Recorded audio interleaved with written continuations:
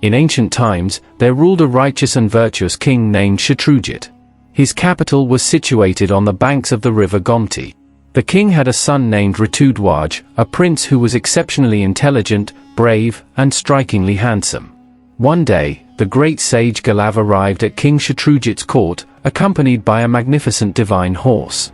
The sage addressed the king with respect. "Your Majesty, we have been living in your kingdom, performing austerities, yajnas, and devotional worship of the Lord. However, for some time now, a powerful demon has been creating great obstacles in our sacred work. Although we could reduce him to ashes with the fire of our anger, we choose not to do so, for it is the duty of the king to protect his subjects and punish the wicked. One day, tormented by the demon's repeated disturbances, we resolved to stop him ourselves." At that very moment, this divine horse descended from the heavens, and a heavenly voice proclaimed, "O sage! This horse can travel around the entire earth without any hindrance. It can easily journey through the sky, the underworld, mountains, and oceans. Its name shall be Kuvalayashva. Use it to slay the demon who has been troubling you. Through this divine horse, the prince shall become famous and will be known as Kuvalayashva. Hearing this divine proclamation, we have come to you. O king, please grant permission for Prince Ritadhwaja to accompany me for the destruction of the demon and the protection of dharma." Upon hearing the sage's words, King Ritadhwaja gladly gave his consent. He provided the prince with a strong military escort and sent his son with the sages for their protection. After reaching the sage's hermitage, Prince Ritadhwaja began guarding the area from all sides. One day, the intoxicated demon Shukra, disguised in a deceptive form, appeared there. The moment Prince Ritadhwaja saw him, he swiftly mounted his horse and gave chase. He struck the demon with a crescent-shaped arrow. Wounded by the arrow, the demon fled for his life. He dashed into a dense thicket surrounded by trees and mountains. However, the prince's divine horse refused to abandon the pursuit. The demon fled thousands of yojanas away and finally leapt into a dark, cave-like pit. Prince Ritadhwaja, riding the horse, fearlessly jumped into the same pit after him. When the prince entered, he found himself in the splendid underworld realm of Patala Loka, illuminated with divine light. In reality, the hole he had entered was not an ordinary cave but the gateway to the underworld. Before him stood a beautiful city resembling Indra's capital, filled with hundreds of golden palaces. Driven by curiosity, Prince Ritadhwaja entered the city. To his surprise, he saw no humans anywhere. As he wandered through the streets, he suddenly noticed a woman hurrying along. He wished to question her, but she quickly climbed the stairs of a grand palace without saying a word. The prince tied his horse nearby and, out of curiosity, followed her into the palace. Inside, he saw a breathtakingly beautiful young princess seated on a large golden bed. Her beauty was so radiant that it could put even the goddess Rati to shame. The moment their eyes met, both their hearts were drawn to each other. Suddenly, the princess fainted. The same woman the prince had followed rushed forward with a fan and began cooling her. When the princess regained consciousness, the prince gently asked the reason for her fainting. Overcome with shyness, she remained silent and whispered something into her friend's ear while looking towards the prince.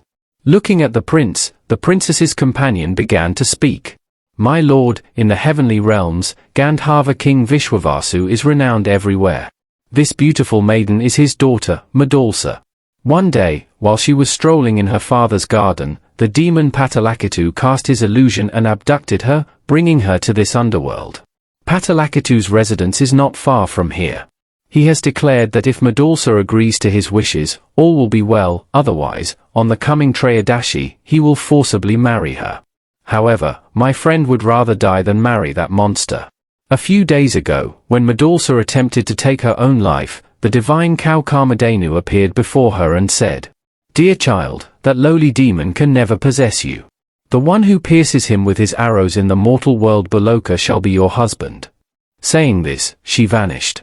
The woman then introduced herself. "My name is Kundala. I am Madalsa's companion and the wife of the gardener Pushkar. My husband was killed by Shamba during the war between the gods and demons. Since then, I have been living a life of austerity. Out of love for my friend, I came here to give her courage. I had heard that some brave warrior from the mortal world had wounded Patalakatu with his arrows. I was on my way to find out more when I saw you. The moment my friend saw you, love blossomed in her heart. But according to Mother Surabi's words, she is destined to marry the warrior who wounded the demon. This very thought caused her such distress that she fainted. The prince then narrated his full story, how he had shot the demon with his arrow and followed him into the underworld. Upon hearing everything, Madalasa's joy knew no bounds. The man to whom she had already given her heart was none other than the one destined to be her husband. She looked shyly at her friend but could not speak a word. Understanding her feelings, Kundala said, "O noble hero, your profile is true. It is impossible for my friend's heart to turn towards an unworthy man. Radiance like the moon and brilliance like the sun are found only in the right person. Mother Surabi's prophecy was pointing towards you. You are the one who wounded the demon Patalakitu. My friend will consider herself truly blessed to have you as her husband." Hearing Kundala's words, the prince replied, "But how can I marry without my father's permission?" Kundala said gently, "Please do not say that. She is a celestial maiden. Your father will surely be pleased with this union. There is no time left to seek his permission now. You have reached here by the will of destiny itself. Therefore, please accept this relationship." The prince, after a moment's thought, agreed and said, "So be it." Kundala invoked their family guru, who arrived instantly carrying sacred kusha grass. He lit the sacred fire and performed the wedding rites for Ritadhwaja and Madalasa according to proper tradition. Kundala handed her friend over to the prince and gave both of them wise counsel on fulfilling their duties. After blessing the couple, she took her leave and departed swiftly to her desired destination. Prince Ritadhwaja seated Madalasa on the divine horse, mounted behind her, and began their journey out of the underworld. Meanwhile, news of their escape reached the demon Patalakitu. He gathered a massive army of demons and blocked their path. The valiant prince, smiling fearlessly, unleashed a barrage of arrows and used the divine weapon known as Tvashtra Astra. In moments, he reduced Patalakitu and his entire demonic army to ashes. The prince then returned with his bride to his father's city. Dismounting from the horse, he bowed before his parents. Madalasa too bowed respectfully at the feet of her mother-in-law and father-in-law. Upon hearing the full story from their son, the king and queen were overjoyed. They embraced the newlyweds warmly and blessed them. Madalasa began her married life in her husband's home with great happiness and peace. Everything was going well until one day, King Ritadhwaja said to his son, "My dear son, every morning you should ride this divine horse and travel in all four directions across the earth to protect the Brahmins and the righteous." The prince gladly accepted his father's command. Every day at dawn, he would complete a full journey around the earth and return to bow at his father's feet. One day, while on his rounds, he reached the banks of the river Yamuna.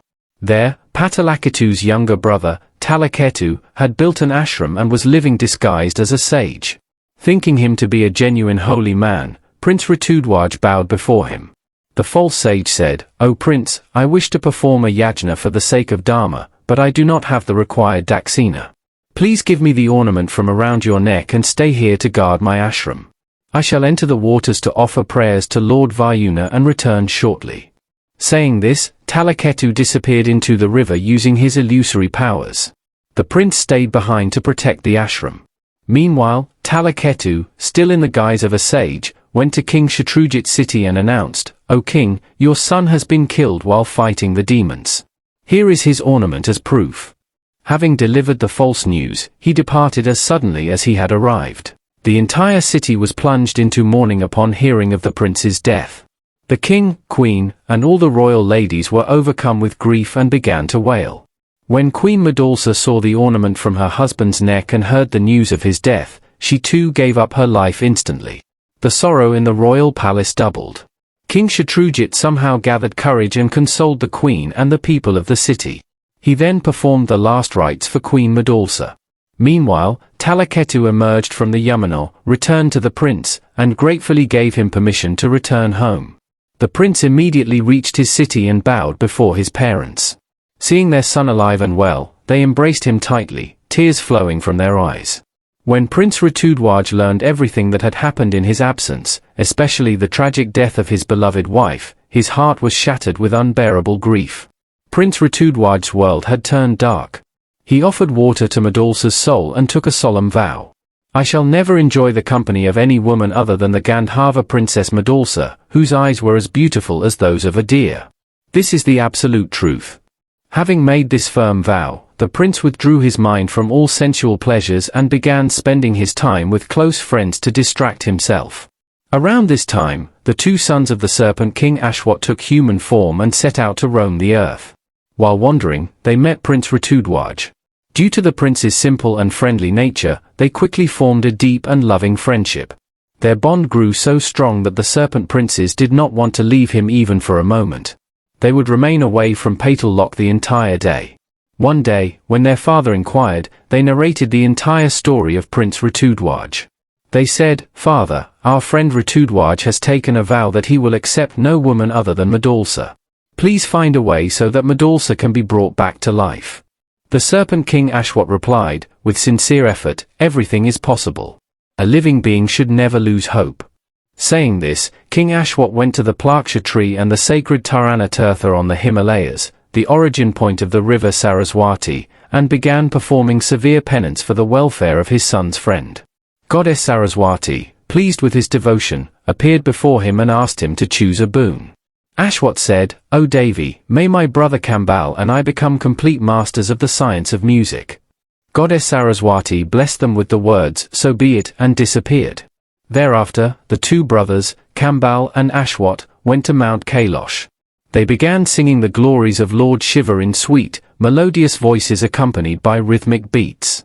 Hearing their beautiful hymn of praise, Lord Mahadev appeared before them, greatly pleased, and said, "Ask for a boon." Bowing before Lord Shiva, Kambal and Ashwat said, "O Bhagavan, let Madalasa, the wife of Kuvalayashva, who is now deceased, manifest again in the form of my daughter.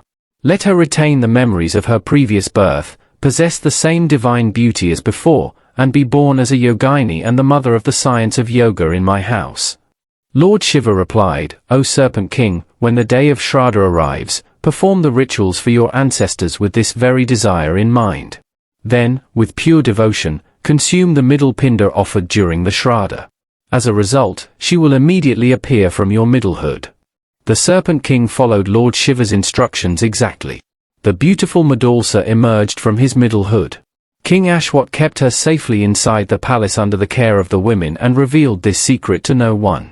Some time later, the Serpent King said to his sons, "Bring Prince Ritadhwaja here." The Serpent Princes took the prince, descended into the waters of the Gomti, and carried him into Patala Loka. There, they revealed their true serpent forms. Prince Ritadhwaja was amazed by the splendor of the serpent kingdom. He bowed respectfully before King Ashwat, who blessed him and gave him a warm welcome. After the meal, everyone sat together and began conversing affectionately. It was then that the Serpent King narrated the entire story of how Madalasa had been brought back to life. Upon hearing that Madalasa was alive once again, Prince Ritadhwaja's joy knew no bounds. Overwhelmed with happiness, he humbly requested the Serpent King to let him meet her as soon as possible. Seeing the prince's intense joy and eagerness, King Ashwat smiled and, without any delay, the Serpent King arranged for Prince Ritadhwaja to meet Madalasa. The moment the prince and Queen Madalasa saw each other, they were overwhelmed with emotion. With tears flowing freely, they embraced one another tightly.